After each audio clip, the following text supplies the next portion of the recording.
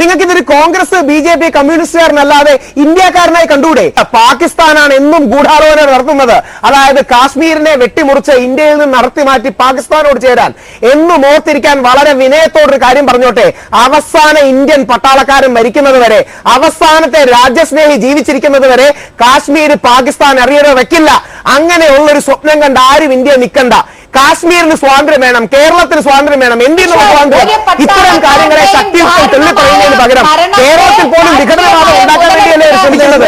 ആ രീതിയിൽ ഇന്ത്യയെ തകർക്കാൻ ശ്രമിക്കുമ്പോൾ, ഇന്ത്യക്ക് ബർബാദി എന്ന് പറയുമ്പോൾ, ഇന്ത്യയെ നശിപ്പിക്കാൻ ശ്രമിക്കുമ്പോൾ, കാശ്മീരിലെ പാകിസ്ഥാൻ കൊടുക്കാൻ ശ്രമിക്കുമ്പോൾ രാജ്യസ്നേഹികൾ പ്രതികരിക്കും. തങ്ങളുടെ രാജ്യസ്നേഹം ഇതുപോലുള്ള ചാനലുകൾ വന്നിരുന്ന് ഇങ്ങനെ പ്രഖ്യാപിക്കുന്ന രാഹുൽ ഈശ്വറിനെ പോലെയുള്ള അതിർത്തി കാക്കുന്ന പട്ടാളക്കാർ 75 പേര് മരിച്ചപ്പോ, CRPFുകാർ മരിച്ചപ്പോ അവിടെ മധുരപലഹാരം വിതരണം ചെയ്യുക പാകിസ്ഥാനാണ് ആക്രമിക്കുന്നത്.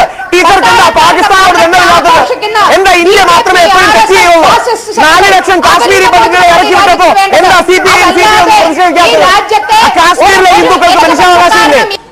പട്ടാളക്കാരുടെ മരണത്തെ വില കുറച്ച് കാണുകയും അവൻ മരിക്കുന്നത് ഈ രാജ്യത്തിന് വേണ്ടിയാണെന്ന് തിരിച്ചറിയാതിരിക്കുകയും അവൻ മരിക്കുമ്പോൾ ഭാരത് മാതാ കി ജയ് എന്ന് വിളിക്കുന്നത് തങ്ങളുടെ മക്കളെ ഇനിയും പട്ടാളത്തിലേക്ക് അയക്കാനാണെന്ന് തിരിച്ചറിയാതിരിക്കുകയും പട്ടാളക്കാരെ എന്ന് നികഴ്ത്തി കാണിക്കുകയും ചെയ്യാൻ ശ്രമിക്കുന്നതാണോ രാജ്യസ്നേഹം?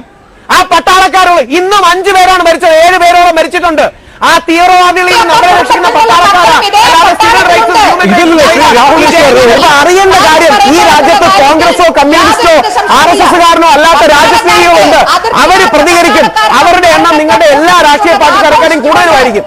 ഈ തീവ്ര ഇസ്ലാമിസ്റ്റ് എന്ന മുഖംമൂടി ഇട്ടുകയാണെങ്കിൽ ഇന്ത്യയിൽ സ്വീകാര്യത കിട്ടില്ല. അതുകൊണ്ട് മാർക്സിസ്റ്റ് മുഖംമൂടി അണിഞ്ഞ് മുമ്പിലേക്ക് വരികയാണ്. നമ്മുടെ നല്ല മാർക്സിസ്റ്റുകാരെ ബഹുമാനമാണ്. ഈ മാവോയിസ്റ്റുകളെ നിങ്ങൾ തള്ളിപ്പറയണം.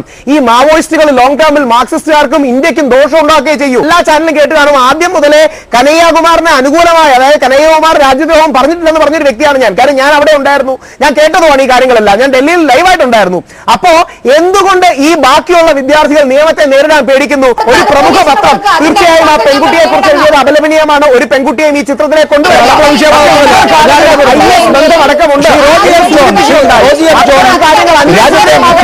കൃത്യമായൊരു നിലപാട്.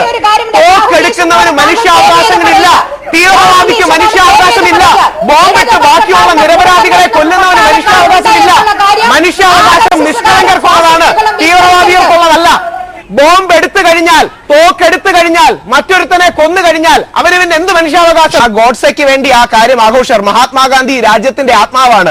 ഗോഡ്സെക്ക് വേണ്ടി അമ്പലം പണിയുന്നവരെ അറസ്റ്റ് ചെയ്യണം. മഹാത്മാഗാന്ധിയെ കൊല്ലുന്നതിനെ ശൗര്യ ദിവസമായിട്ട് ആഘോഷിക്കുന്നവരെ പിടിച്ച് ജയിലിടണം. ഇതിന്റെ പ്രശ്നമൊന്നുമല്ല. ഇതിന്റെ പ്രശ്നം അറിഞ്ഞിരിക്കാൻ വേണ്ടി പറയുക. ഇന്നേ വരെ ഒരു RSS ശാഖയെ പോലും ഞാൻ പോയിട്ടില്ല. പോകുന്നത് പറ്റി തെറ്റാമെന്ന് എനിക്ക് അഭിപ്രായമില്ല. പക്ഷെ ഞാൻ പോയിട്ടില്ല. ഞാൻ പഠിച്ചിരുന്ന കാലത്ത് ഞാൻ കോൺഗ്രസിന്റെ മെയിൻ സ്പോക്സ് പേഴ്സൺ ആയിരുന്നു. പക്ഷെ അറിയേണ്ട കാര്യം, എന്തെങ്കിലും രാജ്യസ്നേഹം പറഞ്ഞ് അവനെ ഉടനെ ബ്രാൻഡ് ചെയ്ത് RSSകാരനും സംഘീയാക്കുകയാണെങ്കിൽ അത് RSSന്റെ വളർച്ചയ്ക്ക് മാത്രമേ നിങ്ങൾക്ക് ഉപകാരം ചെയ്യൂ. എന്തെങ്കിലും രാജ്യസ്നേഹത്തെ കുറിച്ച് പറഞ്ഞാൽ നിങ്ങൾക്ക് പരാതി ഉണ്ടെങ്കിൽ അവർക്കെതിരെ പരാതി കൊടുക്കൂ, അവർക്കെതിരെ ക്യാമ്പയിൻ ചെയ്യൂ. ഇവരെ ആര് ഡിഫെൻഡ് ചെയ്യണമെന്ന് പറയുന്നു? ഹിന്ദു തീവ്രവാദികൾ ഈ നാട്ടിൽ ഒരുപാട് പേരുണ്ട്. ഒരുപാട് പേരെ എനിക്ക് അറിയുകയും ചെയ്യാം. അത്തരം തീവ്രവാദികളെ നമുക്ക് ഇല്ലാതാക്കണം. പക്ഷേ അതുകൊണ്ട് മാവോയിസ്റ്റ് തീവ്രവാദം വരുന്നതിന് ഇതൊരു ന്യായമാകുമോ? മുസ്ലിം തീവ്രവാദം വരുന്നതിന് ഒരു ന്യായമാകുമോ? നമുക്ക് ഹിന്ദു, മുസ്ലിം, മാവോയിസ്റ്റ് തീവ്രവാദങ്ങൾ വേണ്ട.